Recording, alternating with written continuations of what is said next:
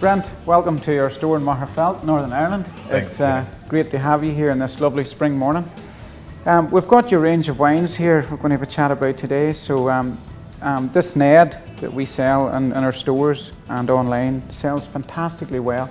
It's a really big line for us. So would you like to talk to us just about the Ned, and then we'll move on to this very interesting range here, the Kings, and we'll hear the story and the history and how it all came about. You bet.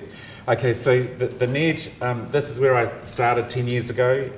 The name itself is the highest mountain in Marlborough. It looks over all the vineyards of Marlborough. I'm Marlborough born and raised, and I had the great opportunity of being around the properties and watching them change from farmland to vineyards right back in the early 70s, because my father was involved with buying the land and then ultimately changing the whole landscape to vineyards. Yeah.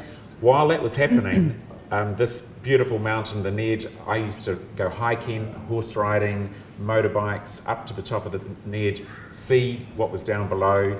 And it's one of those things that when I became a winemaker with our own brand and our own property, I thought, I'm going to celebrate my youth. I'm going to make a wine that's all about young at heart, and why not celebrate it with the mountain, the Ned? So the King series then.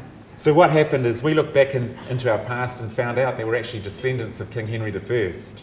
King Henry I had 35 illegitimate children, apparently, and we're a descendant of one of those children. When we found out that back in New Zealand, it was one of those cases as a winemaker, how could I not build a brand around it? So that's where the King series came from.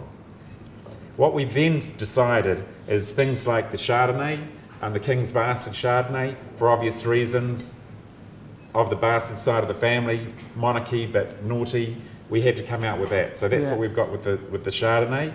But what happened is King Henry I actually gifted our family the de Mariscos. So that's my surname back in the 11th and 12th century, was de Marisco. They gifted us Lundy Island. Now Lundy Island is in the Bristol Channel. It's about 12 miles off Devon. And on that island, they still have Marisco Castle and Marisco Tavern. And the last known descendant to have visited that island is my father. And so that's all in the history books there. And so for a period of time, clearly we're in the King's favour. And we've got that with our Sauvignon Blanc, because the favourite variety of Sauvignon Blanc, of Marlborough, is Sauvignon Blanc. So that's where the King's favour comes from. What happened then is we found out that our descendants started pirating the King's ships, the King's galleys, as they were coming up the coast. And so what happened is we ended up having the island taken from us. And because the de Mariscos were quite a feisty lot, they refused to give it up, and it was actually gifted to the Order of the Knights Templar. And what happened is the de Mariscos, because they refused to give up the island, they continued to pirate, so the king started fining the de Mariscos. But of course, we didn't pay the money. So what happened is it talks about in history about the de Mariscos becoming a thorn in the king's side. And so we've celebrated that with our Pinot Gris, because again, if you overcrop Pinot Gris, it will become a thorn in your side to make the quality that we've made for this wine here. So that's why we've gone with the King's Thorn. What happened in 1242 is King Henry III got absolutely sick of the de Mariscos, heard that William de Marisco was actually going to potentially kill him, so now we've got treason. So what happened is he requested that William be captured, and he was dragged through the kingdom, and it was said that the king was so displeased with the de Mariscos that he requested a new form of punishment be devised, that of quartering. And William's body was stretched, and the four parts of his body were sent to the four corners of the kingdom to show what would happen to those that crossed the king, would feel the full vehemence of the king's wrath. And we had to celebrate that with Pinot Noir for obvious reasons. So that's the true story about the King series, and where we've come from as de Mariscos, and there you have it. That's a fantastic story.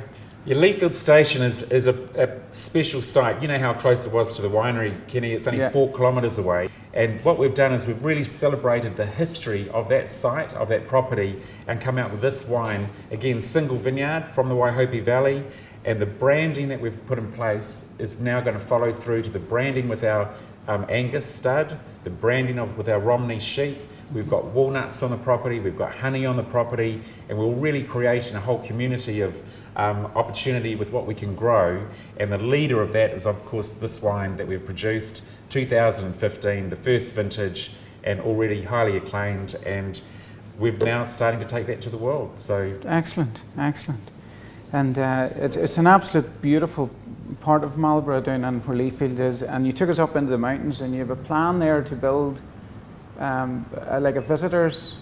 Yes, so what we've done there is we want to be able to encourage those that enjoy our wine from around the world to come to Leafield Station. So what we're looking at is actually pulling together, a little bit like what you have with your villages around here, a village on the property itself, the cluster of red sheds, because it's the red sheds that really celebrate the high country of New Zealand. And what we're going to do is take it a step further. We're going to have a tavern, we're going to have a village green, we're going to have a beer garden, we're going to have a place that people can come and enjoy the property, enjoy what we grow, and in particular sit there and see the mountains and the vineyards and experience what we enjoy experiencing every day. So that's what we're going to do. Beautiful spot when we're there. Now, Brent, you have a real special wine here. It's much more expensive than everything else on the table. We're retailing this around £35 a bottle. It's a special wine. Do you want to tell us about that? Yes, this is a craft series, and what we've done is we've got the first Sauvignon Blanc that we've produced from the property. What the craft series is about, and what Pride and Glory is about, is actually taking special parcels of our land, and it's finding little bits of shingle or schist or silt or heavy soils that are going to end up creating flavours and characters that you don't normally see in Marlborough. What we've done here is, if you think of artisan, you think of special style, something that's out of the square, out of the box.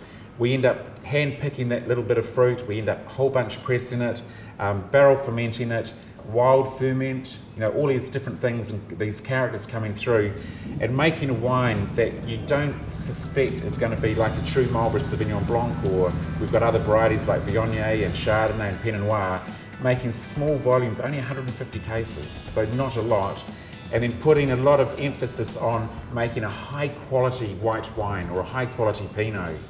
And this one, 2011, is something that is absolutely anyone who's into wine, into that whole artisan side of things has got to try, because it's not what they're going to expect, and it's something that's got the beautiful flavour, it's got beautiful character, it's got what we call delivery, and it's something that we've only launched in the last 6 months, and we're excited to have it here. Thank you very much. Absolute pleasure. Yeah.